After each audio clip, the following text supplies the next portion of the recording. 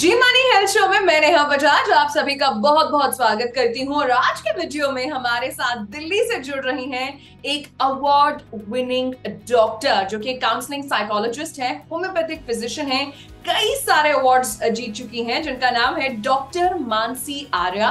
17 सालों का अनुभव है जो आज हमसे वो साझा करने वाली है। और कई सारे लोगों की जिंदगियों को उन्होंने ट्रांसफॉर्म किया है, चेंज किया है। बेस्ट साइकोलॉजिस्ट का भी अवार्ड जीत चुकी हैं। आज चर्चा करेंगे उनसे। सबसे पहले उनका स्वागत करते हैं।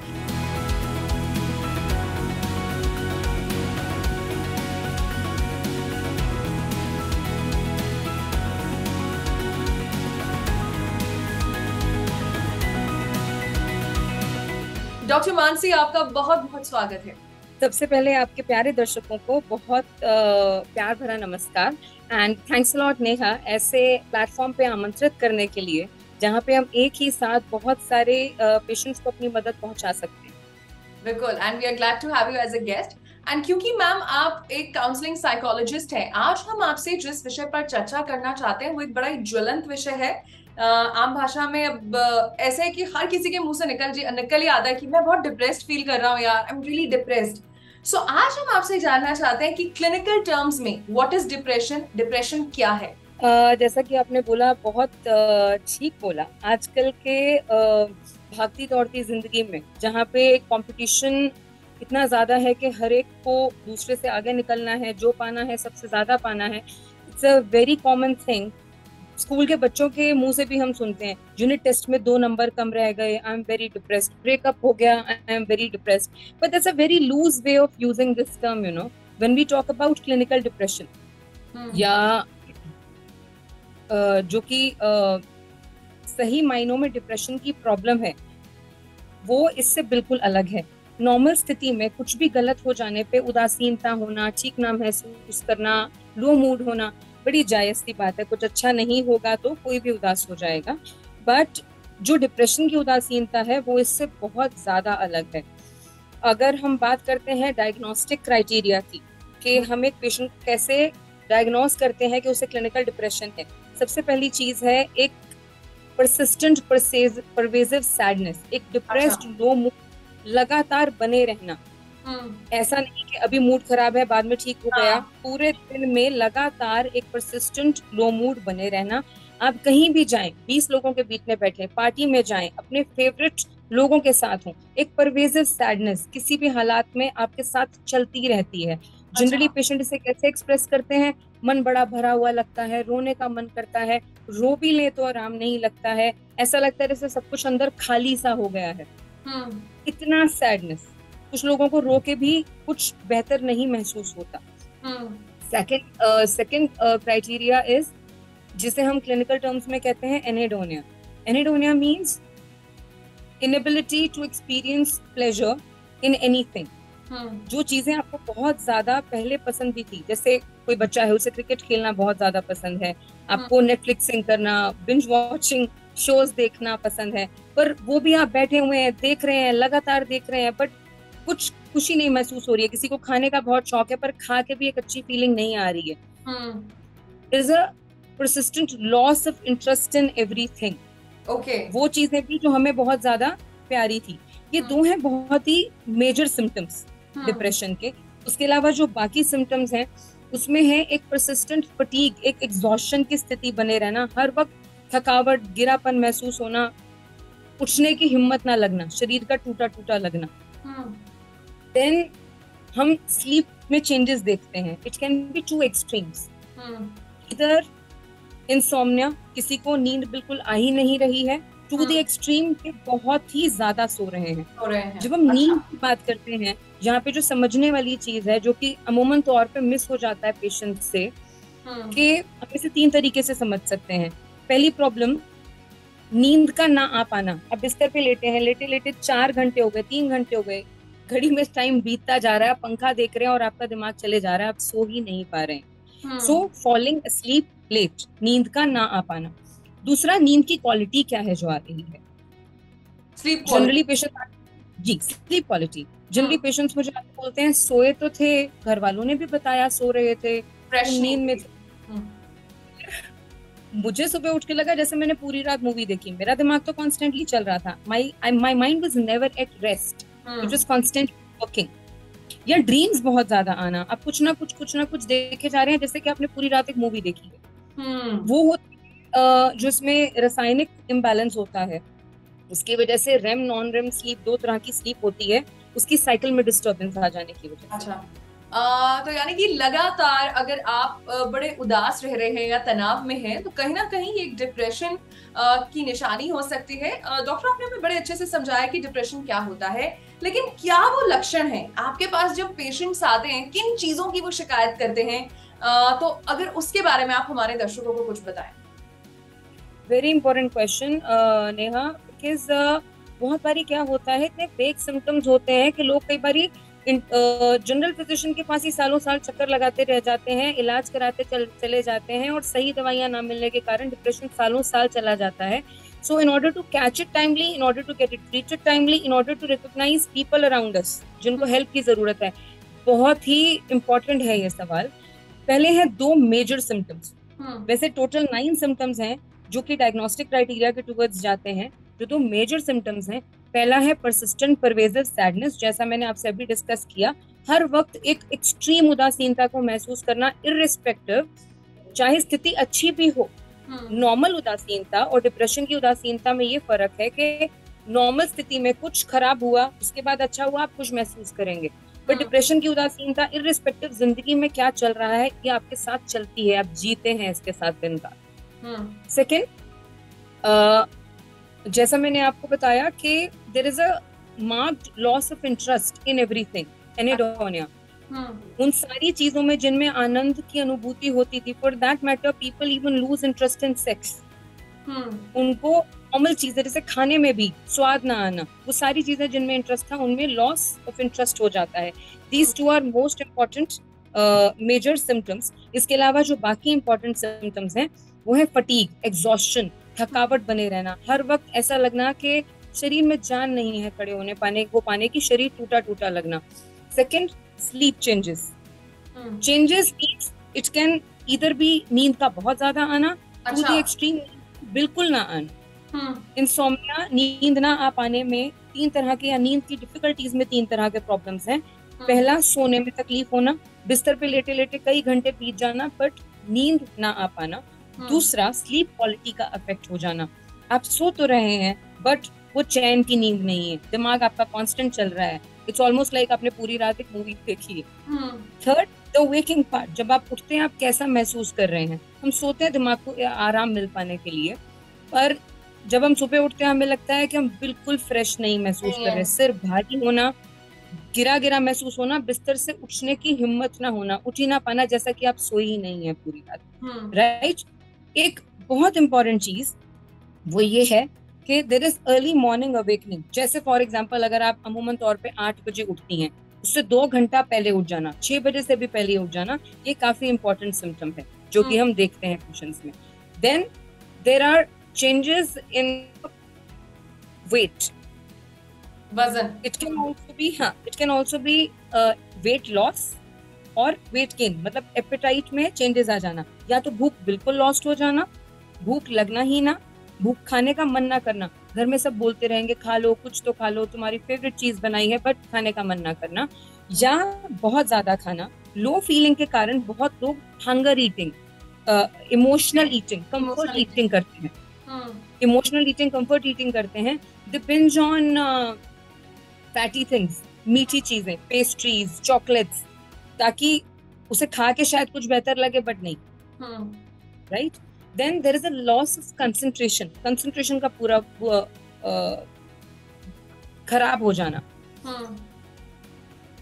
पढ़ने में मन नहीं लग रहा है, काम करने में मन नहीं लग रहा है, ऑफिस का वर्क अफेक्ट हो रहा है, आप जो भी कुछ करने की कोशिश कर रहे हैं आपका दिमाग उसके अंदर स्थिरता से ना लग पाना, right. So loss of concentration और फोकस।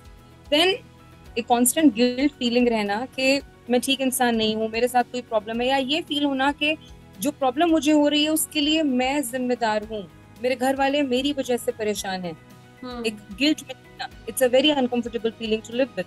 फिर हम देखते हैं साइकोमोटर चेंजेस, जो कि जनरली ऑब्जेक्टिव सिम्टम होता है, ये परिवार वाले हमें बताते हैं कि पेशेंट की फिजिकल एक्टिविटी बहुत कम हो गई है, साइकोमोटर रिटार्डेशन, पड़े रहना, ज्यादा हिलना डुलना नहीं। एंड द मोस्ट इम्पोर्टेंट जो कि लाइफ थ्रेटनिंग है, the last symptom, the 9th symptom, अपने आप को नुकसान पहुंचाने के ख्याल। तो ये 9 सिम्टम्स हैं, इनमें से कोई भी 5 सिम्टम्स का होना, कोई भी 5, पर जो पहले 2 मैंने आपसे डिस्कस किए उनमें से एक का जरूर होना, that qualifies as the diagnostic criteria for labelling a patient as a clinical depression patient. Okay, so हमें आज बड़े विस्तार से पता चला ये सारे लक्षण जो हैं कहीं ना कहीं डिप्रेशन की तरफ लेकर जाते हैं, धकेलते हैं। अच्छा डॉक्टर, हमने आपसे डिप्रेशन को समझा, उसके लक्षण भी समझ लिए। अब क्योंकि हमारा जो शो है वो प्रिवेंटिव हेल्थ शो है, हम ये जानना चाहते हैं कि डिप्रेशन का इलाज कैसे होता है, ट्रीटमेंट कैसे होता है, क्या पेशेंट फुल्ली तरीके से रिकवर कर जाता है? देखिए, जैसा अभी मैंने आपको बताया, जब हम बात करते हैं फुल रिकवरी की, it largely depends on patient हमारे पास कितनी जल्दी आ गए। पेशेंट जितनी जल्दी सिम्टम्स को पकड़ लेते हैं, जितनी जल्दी डॉक्टर के पास पहुंच जाते हैं, जितना ज्यादा सिम्टम्स का ड्यूरेशन कम होता है किसी भी केस में, उतने ज्यादा अच्छे चांसेस होते हैं उनके जल्द से जल्द रिकवर हो पाने के। हाँ बिल्कुल, 100% जो आपका सवाल था, 100% पेशेंट ठीक हो जाते हैं, but it largely depends on lot of things. Support system family से कैसा है वो भी बहुत मायने रखता है। तो इसका ट्रीटमेंट आप कैसे करती हैं? क्या दवाइयां दी जाती हैं? क्या कोई बिहेवियरल थेरेपी होती है या सिर्फ काउंसलिंग के थ्रू ये ठीक होता है? देखिए, इट डिपेंड्स के डिप्रेशन किस अवस्था में है। माइल्ड डिप्रेशन है, मॉडरेट डिप्रेशन है कि सिवियर डिप्रेशन है। ट्रीटमेंट करने के लार्जली 2 तरीके हैं। One is psychotherapy which is counselling, patient से बातचीत करके उसकी मदद करना, उसमें भी बहुत सारे वेरिएशंस हैं। पेशेंट की क्या स्थिति है उसके हिसाब से हम उसे कौन सी थेरेपी ऑफर करते हैं। सीबीटी है, ERP है, many other therapies are there. Second is pharmacotherapy, दवाइयों से इलाज करना। तो माइल्ड डिप्रेशन के केसेस तो हम साइकोथेरेपी से ही बहुत अच्छे से हैंडल कर पाते हैं। मॉडरेट डिप्रेशन में कई बार we have to take help of both, और जो सिवियर डिप्रेशन के केसेस हैं वहां पे हमें दवाइयों पे जाना ही पड़ता है। ओके, वेरी वेल एक्सप्लेन कि अगर बहुत सारे केसेस में सिर्फ बातचीत से भी, हम कहते हैं ना बातचीत से हर मसला हल होता है, लेकिन एक एक्सपर्ट राय, एक्सपर्ट गाइडेंस भी बहुत ज्यादा जरूरी है।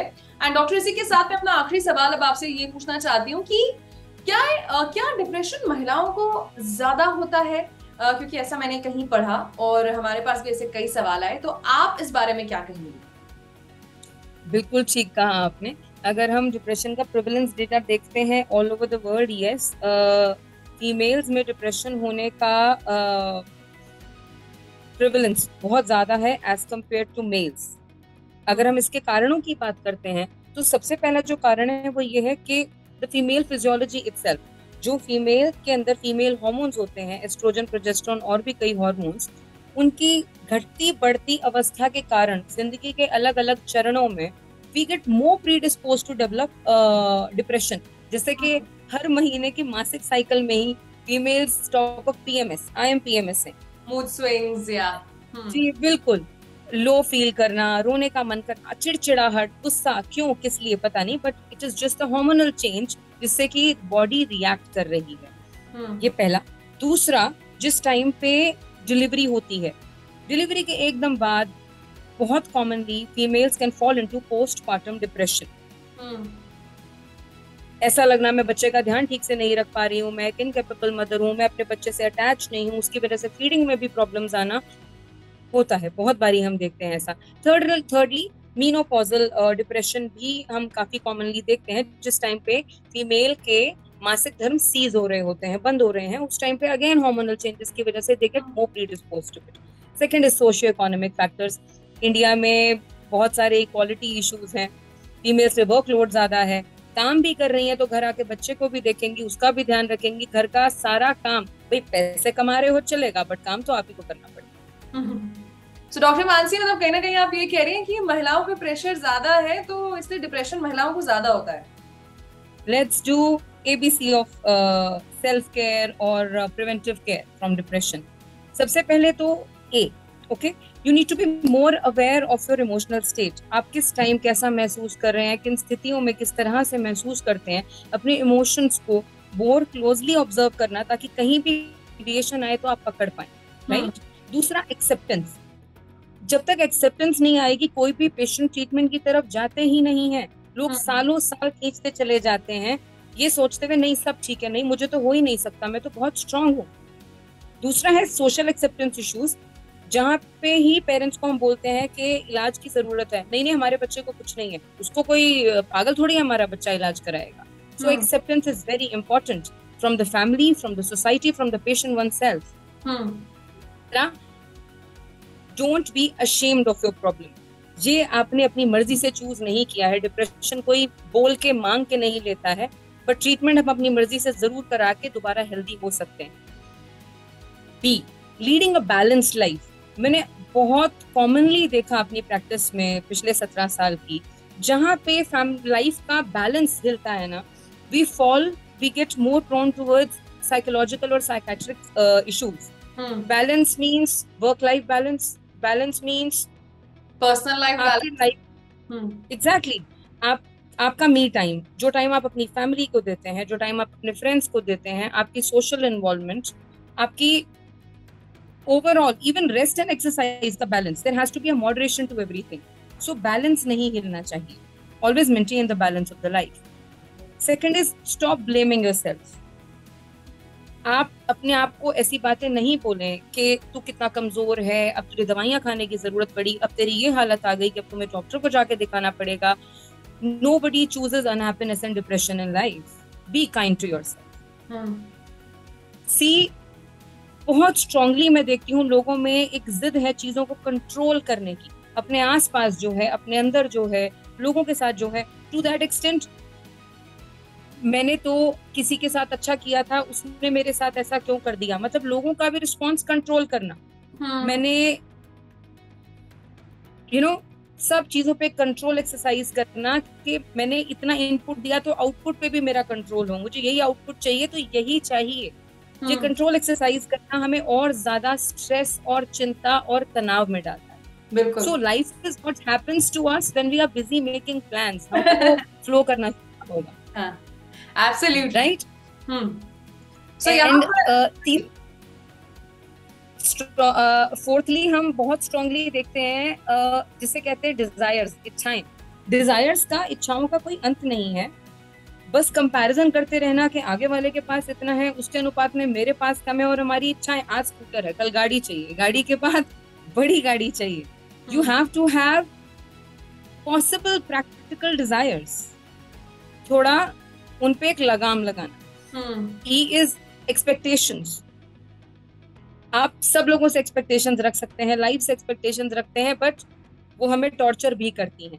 सो it's very important to have realistic expectations from yourself, from people around, जिससे कि जो नेगेटिव रासायनिक इम्बैलेंस है, जनरली जो मैंने आपको बताया डिप्रेशन होता है सेरोटोनिन, डोपामीन, नॉरएपिनेफ्रिन के इम्बैलेंस की वजह से, वो इंटरनली ही बेटर होने लग जाता है। Okay, right.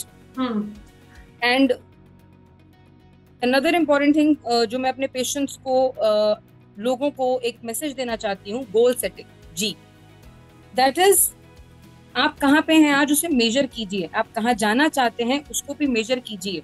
उसके लिए आपको क्या क्या रियलिस्टिक इंटरवेंशंस करनी है, क्या क्या एक्शंस करने हैं, एक्शन प्लान बनाइए और अपने गोल के प्रति रेगुलर बेसिस पे प्लान्ड वे में काम करते जाइए। जैसे मैंने एक पेशेंट से पूछा उदास क्यों हो, मुझे बहुत सारा पैसा चाहिए। मैंने कहा कितना?